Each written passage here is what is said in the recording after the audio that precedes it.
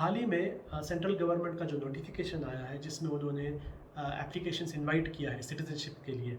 इसमें उन्होंने जो हमारे पड़ोसी 3 पड़ोसी मुल्कों से आए हुए जो माइग्रेंट्स हैं, 6 रिलीजियस कम्युनिटी के, इन लोगों को एप्लीकेशन के लिए एक नोटिफिकेशन दिया है। अब इसमें एक बार इन्होंने वापस रिलीजन को ऐड कर दिया है कि मुस्लिम्स को छोड़कर बाकी 6 माइनॉरिटी कम्युनिटीज़ के लोग अप्लाई कर सकते हैं।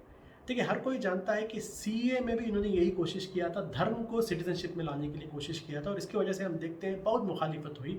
सुप्रीम कोर्ट में अभी भी बहुत सारे पेटिशंस मौजूद हैं जो सीए को चैलेंज कर रहे हैं, और सीए के रूल्स अभी तक बने नहीं हैं। तो इसके बीच में ऐसा एक नोटिफिकेशन लाते हैं, और इस नोटिफिकेशन में भी धर्म का इंक्लूड किया गया है। तो ये जो नोटिफिकेशन है सिटीजनशिप एक्ट 1955 सेक्शन 5 और सेक्शन 6 के कंप्लीट मुखालिफ है, इसकी कंप्लीट अगेंस्ट है, और इस चीज़ को लीगली चैलेंज करना ज़रूरी है। इसलिए पॉपुलर फ्रंट ने डिसाइड किया है कि हम लोग सुप्रीम कोर्ट में इसको लीगली चैलेंज करेंगे।